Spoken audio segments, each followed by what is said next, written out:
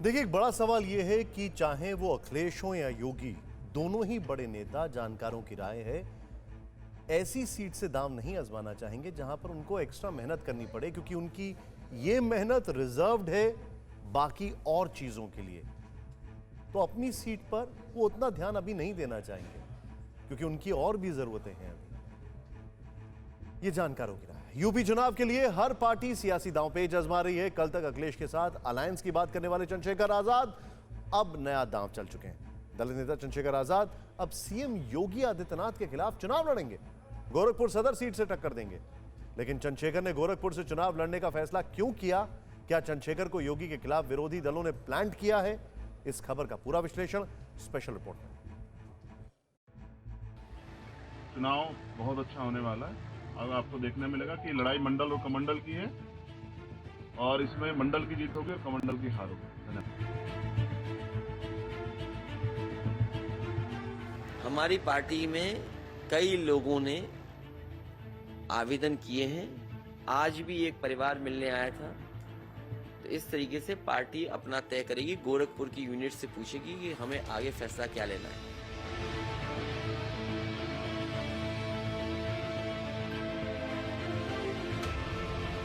जब से मुख्यमंत्री योगी आदित्यनाथ के गोरखपुर सीट से चुनाव लड़ने का ऐलान हुआ, तभी से विपक्षी खेमे में इस बात को लेकर चिंता थी कि आखिर सीएम योगी के सामने कौन सा कैंडिडेट खड़ा किया जाए, किसे उतारा जाए।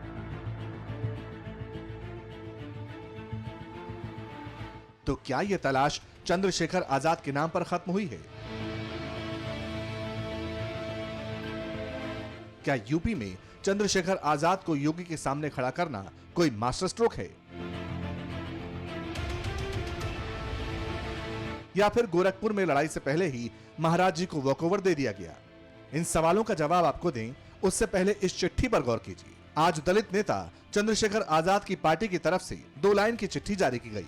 चिट्ठी में लिखा था, गोरखपुर सदर से चंद्रशेखर आजाद चुनाव लड़ेंगे, यानी गोरखपुर में सबसे नया गदर अब योगी के मुकाबले चंद्रशेखर। पार्टी के आदेश का मैं सम्मान करता हूं, और मैं पिछले 5 साल से भी लड़ रहा हूं। अगर कोई उत्तर प्रदेश में इस सरकार के खिलाफ लड़ रहा था तो चंद्रशेखर आजाद था, और आगे भी लड़ूंगा इस तानाशाही सरकार के खिलाफ। और मैंने जैसा आपको बताया कि अब मुख्यमंत्री जी को एहसास होगा कि लड़ाई सीधी है। गोरखपुर से आप चुनाव लड़ने जा रहे हैं? गोरखपुर से आप चुनाव लड़ने जा रहे हैं? जी, पार्टी ने आदेश किया और मैं उसका समर्थन करता हूं। मैं उनका धन्यवाद भी करता हूं। मैं लड़ूंगा। ये वही चंद्रशेखर आजाद हैं जो 4 दिन पहले तक यूपी में अखिलेश के साथ सीटों को लेकर मोलभाव कर रहे थे। योगी को हराने के लिए अखिलेश के साथ अलायंस की बात कर रहे थे, और ये सब कुछ ओपन था, कुछ सीक्रेट नहीं था। लेकिन जब बात नहीं बनी, अखिलेश ने 2 सीटों पर लड़ने का ऑफर दिया, तो चंद्रशेखर ने अलग लाइन पकड़ ली, गोरखपुर से चुनाव लड़ने का ऐलान कर दिया। सवाल है, चंद्रशेखर के गोरखपुर चुनाव लड़ने से किसका फायदा होगा? चंद्रशेखर योगी के सामने होंगे तो किसके वोट कटेंगे? क्या माया अखिलेश का नुकसान होगा या योगी को कड़ी टक्कर मिलेगी? यह जानने के लिए गोरखपुर सदर सीट की कास्ट इक्वेशन समझनी होगी।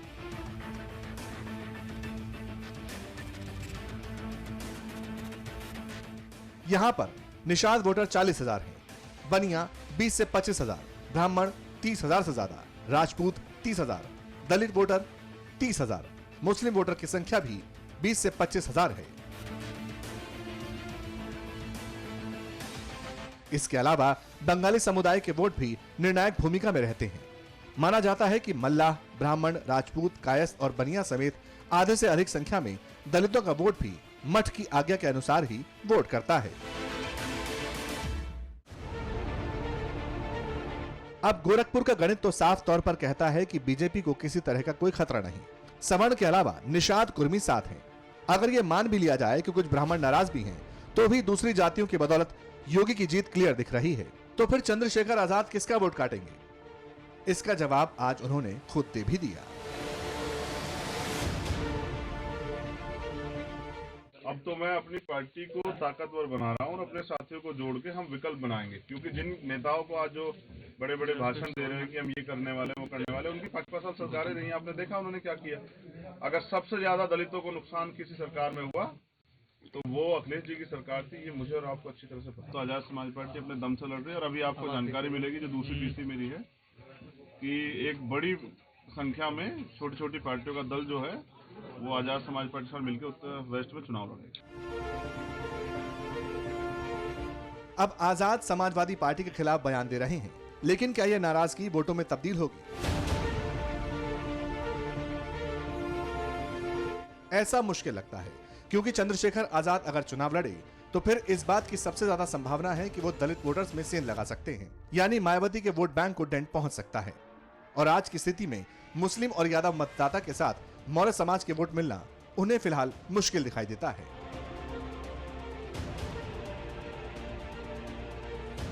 हालांकि इस डेवलपमेंट को लेकर चंद्रशेखर आजाद के गोरखपुर से चुनाव लड़ने को लेकर समाजवादी पार्टी की तरफ से सधा हुआ बयान आया।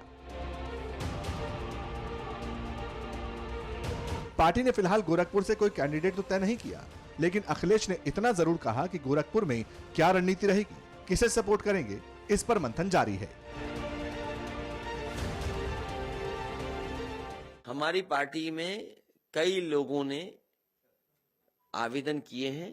आज भी एक परिवार मिलने आया था, तो इस तरीके से पार्टी अपना तय करेगी। गोरखपुर की यूनिट से पूछेगी कि हमें आगे फैसला क्या लेना है। इधर बीजेपी भी समाजवादी पार्टी को लेकर हमलावर है। अखिलेश के चुनाव लड़ने को लेकर केशव प्रसाद मौर्य ने कहा कि समाजवादी पार्टी अब समाप्त पार्टी बनती जा रही है। समाजवादी पार्टी में भारतीय जनता पार्टी के बड़े बड़े मंत्री शामिल हुए हैं, जिनके पास व्यापक समर्थन है, जनाधार है। जो आपकी पार्टी में शामिल हुए स्वामी प्रसाद मौर्य जी, कितना बड़ा जन समर्थन है उनके पास जन समर्थन है, उनके साथ लोग हैं। तो जो परसेप्शन है, उस परसेप्शन की लड़ाई में भारतीय जनता पार्टी हार गई। हम लोग आगे हैं, हम अपना मैनिफेस्टो रिलीज कर रहे हैं। कि मैं ये मानता हूं कि समाजवादी पार्टी में भगदड़ मची हुई है। समाजवादी पार्टी के सारे दावे खोखले थे। समाजवादी पार्टी समाप्त पार्टी की ओर बढ़ रही है। समाजवादी पार्टी का गठबंधन केवल अपराधियों, माफियाओं, गुंडों और दंगाइयों के बलबूते चुनाव के मैदान में आना चाहता था और उन्हीं के बल पर चुनाव लड़ना और जीतना चाहता था। जनता बहुत समझदार है और उत्तर प्रदेश की जनता ने ठाना है फिर से कमल खिलाना। खैर, सियासी पलटवार अपनी जगह है, लेकिन इतना जरूर है कि चुनावी परिणाम चाहे जो हो, मगर गोरखपुर की सीट पर चंद्रशेखर आजाद ने चुनाव लड़ने का ऐलान करके सियासी तापमान जरूर बढ़ा दिया है। कोरोना धर्म नहीं देखता, जात नहीं देखता, अमीर गरीब ऊंच नीच नहीं देखता। कोरोना सिर्फ मौका देखता है, लेकिन आप उसे मौका मत दीजिए। बस इतना कीजिए, जब कभी दफ्तर से, बाजार से घर लौटिए तो इतना ख्याल जरूर रखिए कहीं आपके साथ कोरोना आपके घर तो नहीं जा रहा।